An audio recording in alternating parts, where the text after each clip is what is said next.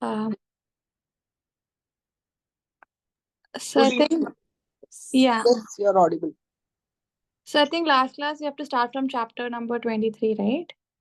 How to criticize and not be hated for it. Okay. Do I start? Is everyone here?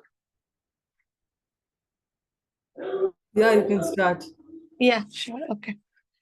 Um, Charles Schwab was passing through You one are of on which his page? On the online? online. I think it's 109. Okay, thank you. Yeah, no problem. Charles Schwab was passing through one of his steel mills one day at noon when he came across some of his employees smoking. Immediately above their heads was a sign that said no smoking. Did Schwab point to the sign and say, "Can't you read?" Oh no, not Schwab. He walked over to the men, handed each one a point to the sign and say, "Can't you?" One second. And said, "I'll appreciate it, boys, if you will smoke these on the outside." They knew that he knew that they had a broken rule, and they admired him because he said nothing about it and gave them a little present and made them feel important. Couldn't keep from loving a man like that, could you? John Wanamaker used the same technique. Wanamaker used to make a tour of his great store in Philadelphia every day. Once he saw a customer waiting at a counter. No one was paying the slightest attention to her. The salespeople, oh, they were in a huddle at the far end of the counter, laughing and talking among themselves. Wanamaker didn't say a word. Quietly slipping behind the counter, he waited on the woman himself and then handed the purchase to the salespeople to be wrapped as he went on his way.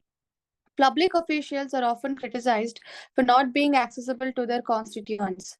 They're busy people, and the fault sometimes lies in the overprotective assistants who don't want to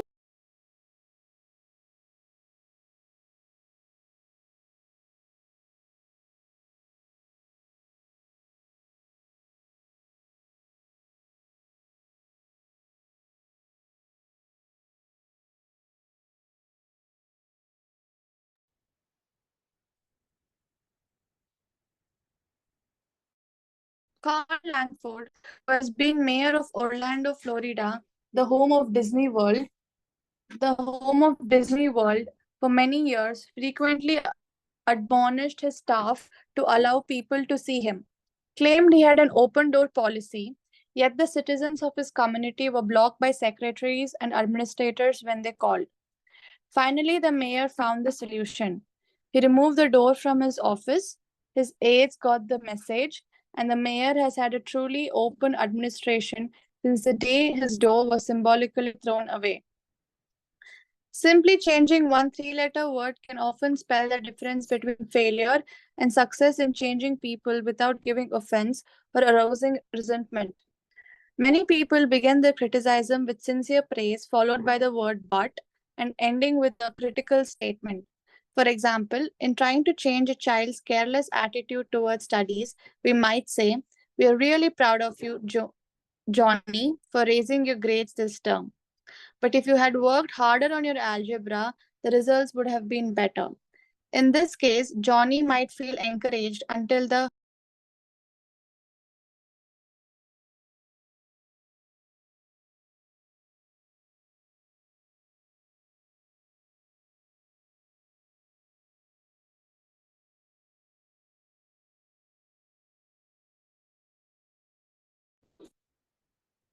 to him, the praise seemed only to be a contrived lead into a physical strain, and we probably would not achieve our objectives of changing Johnny's attitudes toward his studies. This could be easily overcome by changing the word but to and. We are really proud of you, Johnny, for raising your grades this term, and by continuing the same conscientious efforts next time, your algebra grade can be up with all others. Now, Johnny would accept the praise because there was no follow up of an inference of failure. We have called his attention to the behavior we wish to change indirectly, and the chances are he will try to live up to our expectations. Calling attention to one's mistakes indirectly works wonders with sensitive people who may resent bitterly any direct criticism. Mar Jacob of Woonsocket, Rhode Island, told one of her classes how she convinced some sloppy construction workers to clean up after themselves when they were building additions to her house. For the first few days of the work, when Miss Jacob returned from her job, she noticed that the yard was strewn with the cut ends of lumber. She didn't want to antagonize the builders because they did excellent work. So after the workers had gone home, she and her children picked up and neatly piled all the lumber debris in a corner. The following morning, she called the foreman to one side and said, "I'm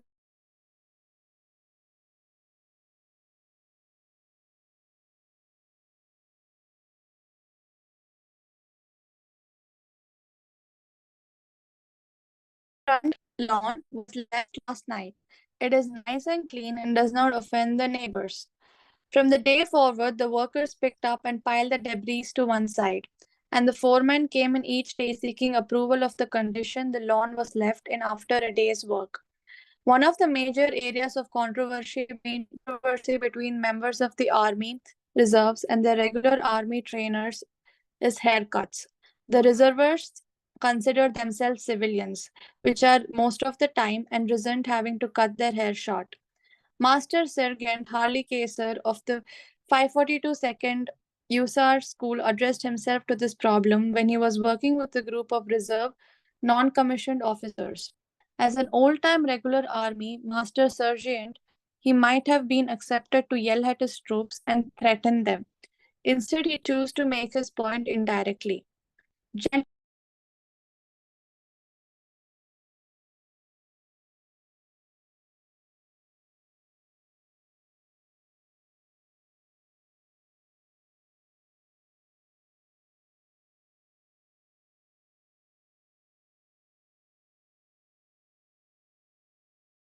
Really sorry for the constant disconnections. Let me try to find a better place for this internet connection.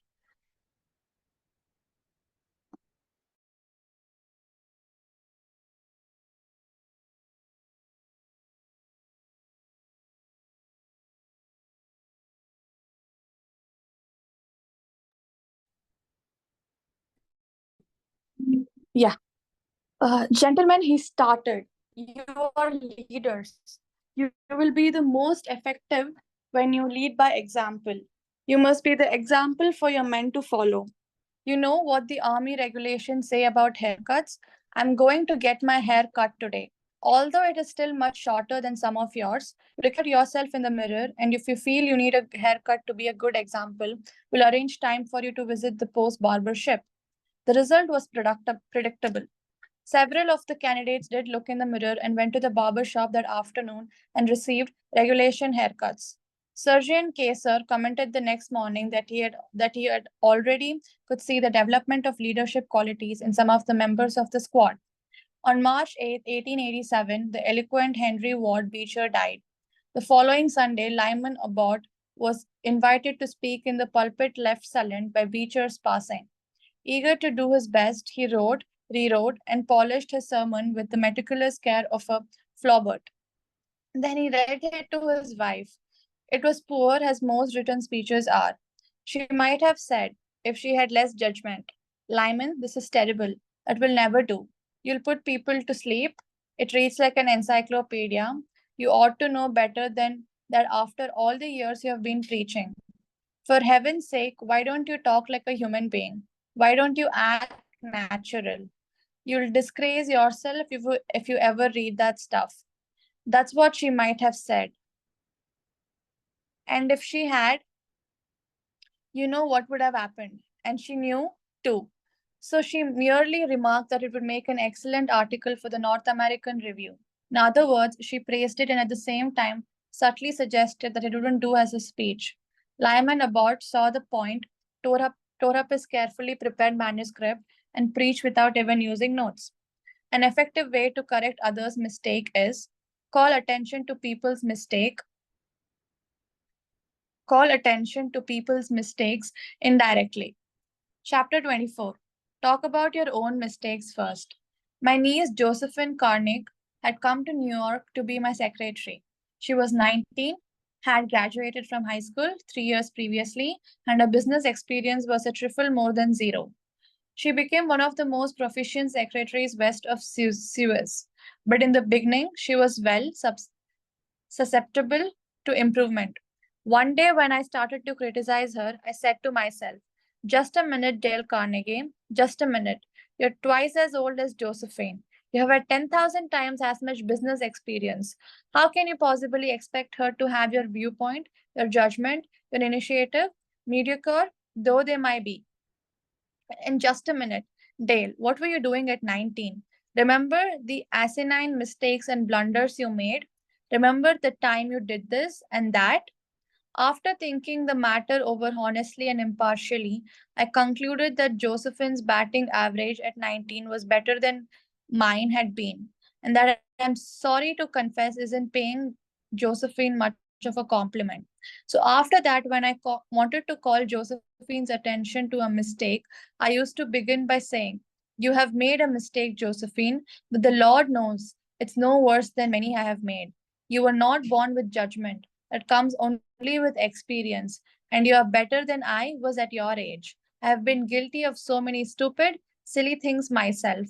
I have a very little inclination to criticize you or anyone. But don't you think it would have been wiser if you had done so and so? It isn't nearly so difficult to listen to a recital of your faults if the person criticizing begins by humbly admitting that he, too far, is far from impeccable. E.G. Dilly Stone, an engineer in Brandon, Manitoba, Canada, was having problems with his new secretary. Letters he dictated were coming to his desk for signature with 2 or 3 spelling mistakes per page. Mr. Dilly Stone reported how he handled this. Like many engineers, I have not been noted for my excellent English or spelling. For years, I have kept a little black thumb index book for words I had trouble spelling. When it became apparent that merely pointing out the errors was not going to cause my secretary to do more proofreading and dictionary work, I resolved to take another speech. When the next letter came to my attention that had errors in it, I sat down with the typist and said, "Somehow this word doesn't look right. It's one of the words I always have had trouble with. That's the reason I started this spelling book of mine." I opened the book to the appropriate page. Yes, here it is. I'm very conscious of my spelling now because people do judge by our letters and misspellings make us look less professional. I don't know whether she copied my system or not, but since that conversation, her frequency of spelling errors has been significantly reduced. The polished Prince Bernard von Below learned the sharp necessity of doing this back in 1909. Von Bülow was then the imperial chancellor of Germany, and on the throne sat Wilhelm II. Wilhelm the haughty, Wilhelm the arrogant, the last of the German Kaisers, building an army and navy that he boasted could whip their weight and wildcats. Then an astonishing thing happened. The Kaiser said things, incredible things, things that rocked the continent, and started a series of explosions heard around the world. To make matters infinitely worse, the Kaiser made silly, egotistical, absurd announcements in public. He made them while he was a guest in England, and he gave his royal permission to have them printed in the Daily Telegraph. For example, he declared that he was the only German who felt friendly toward the English, that he was constructing a navy against the menace of Japan, that he and he alone had saved England from being humbled in the dust by Russia and France, that it had been his campaign plan that enabled England's Lord Roberts to defeat the Boers in South Africa, and so on and on.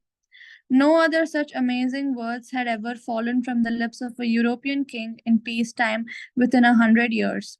The entire continent buzzed with the fury of a hornet's nest. The England was incensed. German statesmen were aghast, and in the midst of all this consternation, the Kaiser became panicky and suggested to Prince von Bülow, the imperial chancellor, that he take the blame. Yes, he wanted the von Bülow to announce that it was all his responsibility, that he had advised his monarch to say these incredible things. But your majesty, von Bülow protested, It seems to me utterly impossible that anybody either in Germany or England could suppose me capable of having advised your majesty to say any such thing. The moment those words were out of von Bülow's mouth, he realized that he had made a grave mistake. The Caesar blew up. You consider me a donkey, he shouted, capable of blunders you yourself could never have committed. Von Billows knew that he ought to have praised before he condemned. But since that was too late, he did the next best thing. He praised after he had criticized, and it worked a miracle. I am far from suggesting that, he answered respectfully. Your Majesty surpasses me in man respects, not only, of course, in naval, military knowledge, but above all, in natural silence. I've often listened in admiration when Your Majesty explained the barometer or wireless telegraphy or the Roentgen rays. I am shamefully ignorant of all branches of natural science, have no notion of chemistry or physics, and am quite incapable of explaining the simplest of natural phenomena. But Von Below continued. In compensation, I possess some historical knowledge and perhaps certain qualities used in politics, especially in diplomacy. The Caesar beamed. Von Below had praised him. Von Below had exalted him and humbled himself. The Caesar could forgive anything after that. Haven't I always told you, he exclaimed with enthusiasm, that we complete one another famously. We could stick together and we will. He shook hands with Von Below not once but several times. And later in the day, he waxed so enthusiastic that he exclaimed with double fists, if anyone says anything to me against Prince Von Below, I shall punch him in the nose. Von Below saved himself in time, but canny diplomat that he was, he nevertheless had made one error. He should have begun by talking about his own shortcomings and Wilhelm's superiority, not by intimating that the Caesar was a half-wit in need of a guardian. If a few sentences humbling oneself and praising the other party can turn a haughty, insulted Caesar into a staunch friend, imagine what humility and praise can do for you and me in our daily contacts. Rightfully used, they will work veritable miracles in human relations. Admitting one's own mistakes, even when one hasn't corrected them, can help convince somebody to change his behavior. This was illustrated more recently by Clarence Zerhusen of Timonium, Maryland, when he discovered his 15-year-old son was experimenting with cigarettes. Naturally, I didn't want David to smoke, Mr. Zerhusen told us, but his mother and I smoked cigarettes. We were giving him a bad example all the time. I explained to Dave how I started smoking at about his age and how the nicotine had gotten the best of me, and now it was nearly impossible for me to stop. I reminded him how irritating my cough was and how he had been after me to give up cigarettes not many years before. I didn't exhort him to stop or make threats or warn him about their dangers. All I did was point out how I was hooked on cigarettes and what it had meant to me. He thought about it for a while and decided he wouldn't smoke until he had graduated from high school. As the years went by, David never did start smoking and has no intention of ever doing so. As a result of that conversation, I made the decision to stop smoking cigarettes myself. With the support of my family, I have succeeded. A good leader follows the principle. Principle 3. Talk about your own mistakes before criticizing the other person. Chapter number 25. No one likes to take orders. I once had the pleasure of dining with Miss Idla Tarbell, the Dean of American Biographers. When I told her I was writing this book, we began discussing this all important subject of getting along with people, and she told me that she was writing her biography of Owen D. Young. She interviewed a man who had sat for 3 years in the same office with Mr. Young. This man declared that during all the time he had never heard Owen D. Young give a direct order to anyone. He always gave suggestions, not orders. Owen D. Young never said, for example, do this or do that, or don't do this or don't do that. He would say, you might consider this, or do you think that would work? Frequently, he would say, after he had dictated a letter, what do you think of this? In looking over a letter of one of his assistants, he would say, maybe if he were to phrase it this way, it would be better. He always gave people the opportunity to do things themselves. He never told his assistants to do things. He never he let them do them. Let them learn from their mistakes. A technique like that makes it easy for a person to correct errors. A technique like that saves a person's pride and gives him or her a feeling of importance. It encourages cooperation instead of rebellion. Resentment caused by a brush order may last a long time, even if the order was given to correct an obviously bad situation. Dan Santrelli, a teacher at a vocational school in Wyoming, Pennsylvania, told one of the classes how one of his students had blocked the entranceway to one of the school's shop by illegally parking his car in it. One of the other instructors stormed into the classroom and asked in an arrogant tone, "Whose car is blocking the driveway?" When the student who owned the car responded, the instructor screamed, "Move that car and move it right now, or I'll wrap a chain around it and drag it out of there." Now that student was wrong. The car should not have been parked there. But from that day on, not only did the student resent the instructor's action, but all the students in the class did everything they could to give the instructor a hard time and make his job unpleasant. How could he have handled it differently? If he had asked in a friendly way whose car is in the driveway, and then suggested that if it were moved, other cars would get in and out, the student would have gladly moved it, and neither he nor his classmates would have been upset and resentful. Asking questions not only makes an order more palatable, it often stimulates the creativity of the persons whom you ask.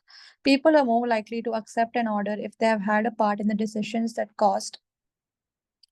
If they have had a part in the decisions they caused. Could someone tell me which page was it? I just like hello? I kind of missed it. Like, uh, ta, ta, ta. 114. Yeah, okay. 114, para number. 1 second.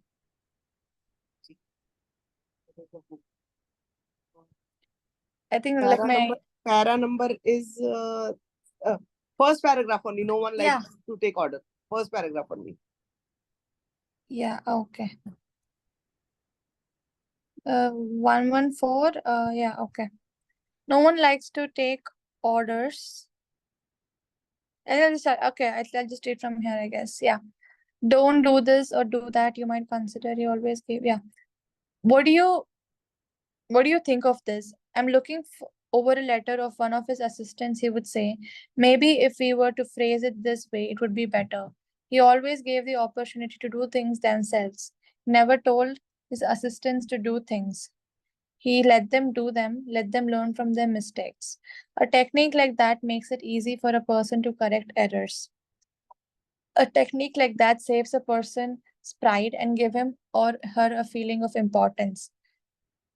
It encourages cooperation instead of rebellion. Resentment caused by a brash order may last a long time, even if the order was given to a correct and obviously bad situation. Dan Centrally, a teacher at a vocational school in Wyoming, Pennsylvania, told one of our classes how one of his students had blocked the entranceway to one of the school's shop by illegally parking his car in it. One of the driver and other instructors stormed into the classroom and asked in an arrogant tone, "Whose car is blocking the driveway?" When the student who owned the car responded, the instructor screamed, "Move that car and move it right now, or I'll wrap a chain around it and drag it out of there." Now the student was wrong. The car should have been parked there. Should not have been parked there. But from that day on, not only did the student resent the instructor's action, but all the students in the class did everything they could to give the instructor a hard time and make his job unpleasant. How could he have handled it differently? If he had asked in a friendly way, "Whose car is in the driveway?" and then suggested that if it were moved, other cars could get in and out. The student would have gladly moved it, and neither he nor his classmates would have been upset and resentful. Asking questions not only makes an order palatable, it often stimulates the creativity of the persons whom you ask. People are more likely to accept an order if they have had a part in the decision that caused the order to be issued. When Ian MacDonald of Johannesburg, South Africa, the general manager of a small manufacturing plant specializing in precision machine parts, had the opportunity to accept a very large order, he was convinced that he would not meet the promised delivery date. The work already scheduled in the shop and the short completion time needed for this order made it seem impossible for him to accept the order. Instead of pushing his people to accelerate their work and rush the order through, he called everybody together, explained the situation to them, and told them how much it would mean to the company and to them if they could make it possible to produce the order on time. Then he started asking questions. Is there anything we can do to handle this order? Can anyone think of different ways to process it through the shop that will make it possible to take the order? Is there any way to adjust our hours or personal assignments that would help? The employees came up with many ideas and insisted that he take the order. They approached it. They approached it with a "we can do it" attitude, and the order was accepted, produced, and delivered on time. An effective leader will use principle 4: ask questions instead of giving direct orders. Chapter number 26: Let the Other Person Save Face. Years ago, the General Electric Company was faced with the delicate task of removing Charles Steinmetz from the head of a department. Steinmetz, a genius of the first magnitude when it came to electricity, was a failure as the head of the calculating department. Yet the company didn't dare offend the man. He was indispensable and highly sensitive. So they gave him a new title. They made him consulting engineering of the General Electric Company, a new title for work he was already doing, and let someone else head up the department. Steinmetz was happy. So were the officers of GE. They had gently maneuvered their most temperamental star, and they had done it without a storm by letting him save face. Letting one save face. How important, how vitally important that is, and how few of us ever stop to think of it. We ride roughshod over the feelings of others, getting our own way, finding fault, issuing threats, criticizing a child or an employee in front of others, without even considering the hurt to the other person's pride. Whereas a few minutes, whereas a few minutes thought, a considerate word or two, a genuine understanding of the other person's attitude would go so far toward alleviating the sting. Let's remember that next time that we are faced with distasteful necessity of discharging or reprimanding an employee. Firing employees is not much fun. Getting fired is even less fun. I'm quoting now from a letter written me by Marshall A. Granger, a certified public accountant. Our business is mostly seasonal. Therefore, we have to let a lot of people go after the income tax rush is over. It's a byword in our profession that no one enjoys wielding the axe. Consequently, the custom has developed of getting it over as soon as possible and usually in the following way. Sit down, Mr. Smith. The season's over, and we don't seem to see any more assignments for you. Of course, you understand you were only employed for the busy season anyhow, etc., etc. The effect on these people is one of the disappointment and a feeling of being let down. Most of them are in the accounting field for life, and they retain no particular love for the firm that drops them so casually. I recently decided to let our seasonal personnel go with a little more tact and consideration. So I call each one only after carefully thinking over his or her work during the winter. And I've had something I like this. Mr. Smith, you have done a fine job, if he has. That time we sent you to New York and you had a tough assignment and you were on the spot, but you came through with flying colors. And we want you to know the firm is proud of you. You've got the stuff, you're going a long way wherever you're working. This firm believes in you and is rooting for you. We don't want you to forget it. Effect? The people go away feeling a lot better about being fired. They don't feel let down. They know if we had worked for them, we would keep them on. And when we need them again, they come to us with a keen personal affection. At one session of a course, two class members discussed the negative effects of fault finding versus the positive effects of letting the other person save face. Fred Clark of Harrisburg, Pennsylvania, told of an incident that occurred in his company. At one of our production meetings, our vice president was asking very pointed questions of one of our production supervisors regarding a production process. His tone of voice was aggressive and aimed at pointing out faculty performance on the part of the supervisor. Not wanting to be embarrassed in front of his peers, the supervisors was evasive in his responses. This caused the president to lose his temper, berate the supervisor, and accuse him of lying. Any working relationship that might have existed prior to his encounter was destroyed in a few brief moments.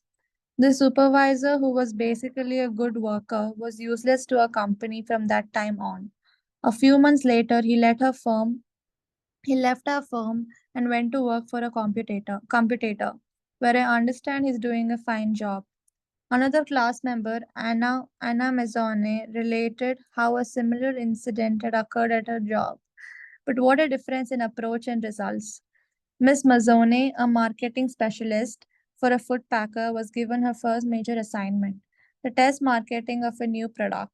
She told the class, when the results of the test came in, I was devastated. I had made a serious error in my planning, and the entire test had to be done all over again. To make this worse, I had no time to discuss it with my boss before the meeting in which I was to make my report my report on the project. When I was called on to give the report, I was shaking with fright. I had all I could do to keep from breaking down, but I resolved I would not cry and have all those men make remarks about women not being able to handle a management job because they're too emotional.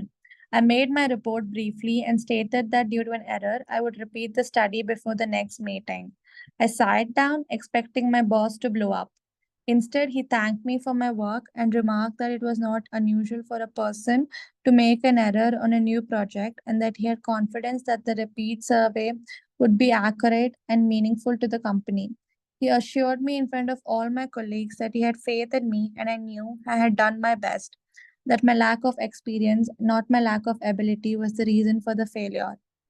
I left that meeting with my head in the air and with the determination that I would never let that boss of mine down again. Even if we are right and the other person is definitely wrong, we only destroy ego by causing someone to lose face. The legendary French aviation pioneer and author Antoine de Saint-Exupéry wrote, I have no right to say or do anything that diminishes a man in his own eyes. What matters is not what I think of him, but what he thinks of himself. Hurting a man in his dignity is a crime. A real leader will always follow. Let the other person save face. Chapter number 27. How to spur people on to success. Pete Barlow was an old friend of mine. He had a dog and a pony act and spent his life traveling with circuses and vaudeville shows. I love to watch Pete train new dogs for his act. I noticed that the moment a dog showed the slightest improvement, Pete patted and praised him and gave him meat and made a great to do about it. That's nothing new. Animal trainers have been using that same technique for centuries. Why, I wonder? Don't we use the common sense when trying to change people that we use when trying to change dogs? Why don't we use meat instead of a whip? Why don't we use praise instead of condemnation? Let us praise even the slightest improvement that impairs the other person to keep on improving. In his book, I Ain't Much Baby, But I'm All I Got, the psychologist Jess Layer comments. Praise is like sunlight to the warm human spirit. We cannot flower and grow without it. And yet, while most of us are only too ready to apply to others the cold wind of criticism, we are somehow reluctant to give our fellow the warm sunshine of praise. Jess Layer, I ain't much baby, but I'm all I got. Greenwich Con, Fawcett, 1976. I can look back at my own life and see where a few words of praise have sharply changed my entire future. Can't you say the same thing about your life? History is replete with striking illustrations of the sheer Vicheri rays. For example, many years ago, a boy of 10 was working in a factory in Naples. He longed to be a singer, but his first teacher discouraged him. You can't sing, he said. You haven't any voice at all. It sounds like the wind in the shutters. But his mother, a poor peasant woman, put her arms about him and praised him and told him she knew he could sing. She could already see an improvement, and she went barefoot in order to save money to pay for his music lessons. That peasant's mother's praise and encouragement changed that boy's life. His name was Enrico Caruso, and he became the greatest and most famous opera singer of his age. In the 19th century, a young man in London aspired to be a writer, but everything seemed to be against him. He had never been able to attend school more than 4 years. His father had been flung in jail because he couldn't pay his debts, and this young man often knew the pangs of hunger. Finally, he got a job pasting labels on bottles of blacking in a rat-infested warehouse. And he slept at night in a dismal attic room with two other boys. Gutter snips from the slums of London, he had so little confidence in his ability to write that he sneaked out and mailed his first manuscript in the dead of night so nobody would laugh at him. Story after story was refused. Finally, the great day came when one was accepted. True, he wasn't paid a shilling for it, but one editor had praised him. One editor had given him recognition. He was so thrilled that he wandered aimlessly around the streets with tears rolling down his cheeks. So I think we'll stop here for today. You guys could start with your takeaways. Who would like to go first?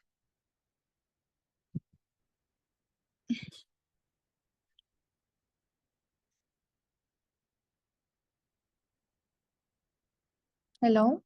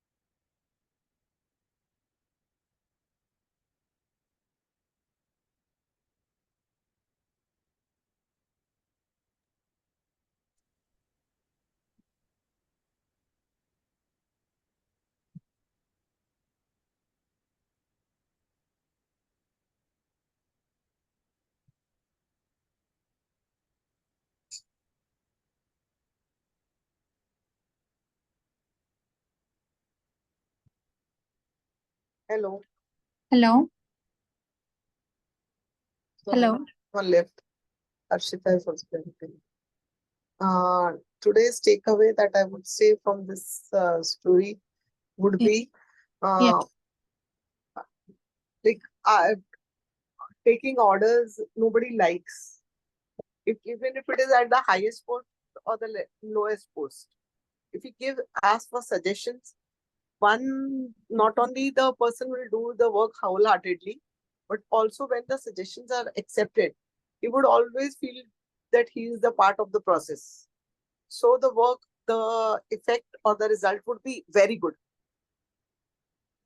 And also criticizing somebody in front of everybody or in personal or like this is a motto which I've always followed, that you should shout praises in front of the world and mistakes be taken in personally.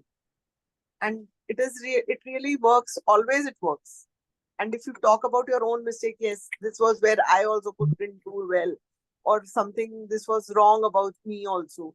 So that really makes things work very well. Thank you. True. Thank you so much, Saranjit. That was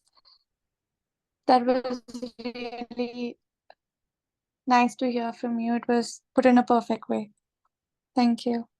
Harshita, would you like to volunteer? Hello?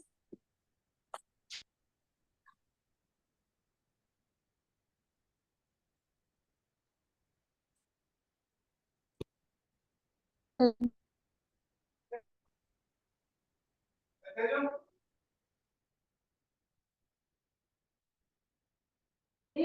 I think we can wrap up this session for Yeah. today. Meera ma'am? Okay. Thank you so much, Tejashree, for reading for us. Thank you. Good night. No problem, no problem. Good night, everyone. Good night. Thank you. Thanks you. Meera ma'am? Okay, I think we can end the session. Yeah. Thank you, everyone.